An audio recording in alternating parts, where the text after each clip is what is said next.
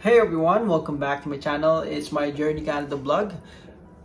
May bagong update and news under ng Temporary Foreign Workers Program. Ito para dun sa mga subscribers na nagtatanong and para sa mga kababayan natin na nagbabalak na mag-immigrate under ng Temporary Foreign Worker dito sa Canada. Most of you guys are aware na maraming immigrant kasama na yung mga temporary foreign workers nga, especially yung international students na na-accept itong Canada in the past few years. And because of that, nag-cause yun ng housing problem, onti yung supply, and then maraming immigrant. So, anong nangyari, tumaas yung renta ng bahay, pati yung interest rates, pahirapan na bumili ng bahay ngayon kasi sa sobrang mahal.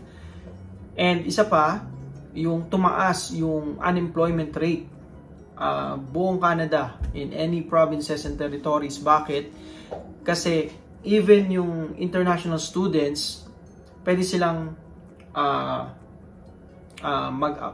mag-work ng part-time dito sa Canada. And pwede pa nilang madala yung partner nila and then yung family and then yung partner may issue ng open work permit, even undergraduate yung kukunin mong education before. So, sa dami ng international students na nakapunta dito sa Canada and then temporary foreign worker, nag-cause yun ng pagtaas ng unemployment rate. So, maraming mga Canadian, mga younger Canadians na dapat madali lang nilang applyan or entry-level job para doon sa mga teenager Canadians or residents dito sa Canada, ang hindi na nila magawa or hindi na nila ma-applyan kasi pahirapan yung pag-apply. Mostly, mga foreign worker yung nakikita nila and then international students. Ngayon, itong province of Quebec dito sa Canada, nag-impose ng bagong rules effective September 3 of 2024. In 2 weeks, magkakaroon na sila ng limit or actually stop ng pag-accept ng temporary foreign workers. So yung pag-stop ng temporary foreign workers sa province of Quebec, specifically siya sa Montreal, the second largest city of Quebec after Quebec City.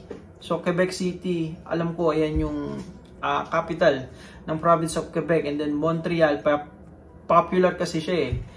So, yun yung akala nung iba na talagang, main city ng province of Quebec. So, French province po yan dito sa Canada. Totally i-stop yung pag-accept ng temporary foreign workers sa Montreal, and especially doon sa mga low-skill jobs, kasi yung mga nag-work sa sales, restaurants, hotels, mga under $20 per hour yung salary. $27 below. Yun yung ibaban or i-stop na foreign worker job salary doon sa province of Quebec.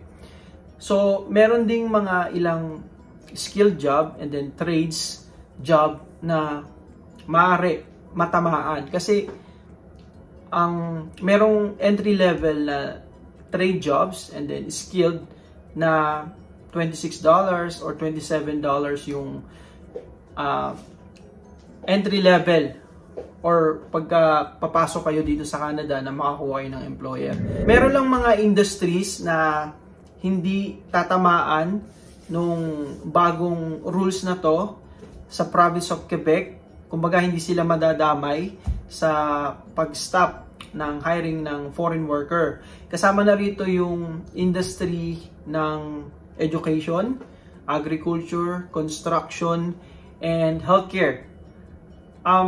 If you check my videos before, talagang yung nagigpit sila ng foreign worker and ng international students, I think that's last March of this year, 2024, talagang in-indicate nila na maglilimit sila ng foreign worker and then international students. But with the exemption of those industries. Kasi mataas pa rin talaga ang demand para doon sa mga jobs na yon at hindi mapunan ng mga residents and then ng Canadians. So kailangan nilang mag-hire ng foreign worker or temporary foreign workers to fill the jobs. Etong pag-stop ng pag-accept ng temporary foreign workers again sa province of Quebec, especially sa City of Montreal nga, it will start on September 3 of 2024, so in 2 weeks, effective immediately. So dito naman talagang pagka nagsabi sila na etong date, talagang kailangan masunod nila yan. Expect natin and then titignan natin yung magiging flow ng bagong rules na to on September 3. For sure, merong mga industry na matatamaan, maapektuhan, lalo na nga mayroong na-interview dun sa news yung isang restaurant kasi yung chef nga daw niya, as we know naman talaga, pagka bagong kuha ka rito or nakapasok ka as worker, even if we considered yung cook or chef na skilled, ang sabi nga doon nung isang employer, hindi nila kayang tumbasan yung $27 na per hour kasi malulugi sila per per staff. Kasi ang sabi ng province of Quebec, kung gusto nilang ma-retain yung current staff nila na foreign worker, kailangan nilang by September 3rd nataasan yung sahod ng $27 or above. If not, then they have to let go of that foreign worker kasi nga start na nung parang moratorium to nangyari sa amin noong 2014 na nagigpit yung Canada talaga kasi may nagreklamong puti. So, kailangan talaga nilang sundin. These new updates will run for 6 months. Dito sa province of Quebec, they will check and see kung anong kalalabasan or result. As long as yung wage is $27 below, ayun, i-refuse nila yung application ng mga employer. But, they will check and see after kung ano bang impact after 6 months. But they're saying that it will continue to limit or stop yung foreign workers after the span of 6 months.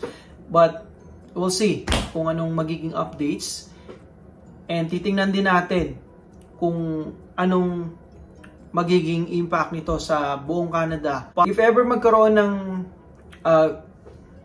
positive results, itong bagong updates ng province of Quebec sa temporary foreign workers program nga, possible magkaroon ng impact yan all over Canada and gayahin ng provinces and territories like dito sa Alberta, for example, na magkaroon ng positive feedback. Maraming Canadians ang makapag-fill ng jobs dun sa lower or low-skilled jobs, entry-level jobs. So magtutuloy-tuloy yun kung sakaling ganun nga ang maging result, and we'll see after 6 months. That's it for today's vlog mga kababayan. If you like this video, please give it a thumbs up and comment down if you have any questions. I'm trying to answer most of the questions kapag meron akong time. So yun, always keep safe and God bless.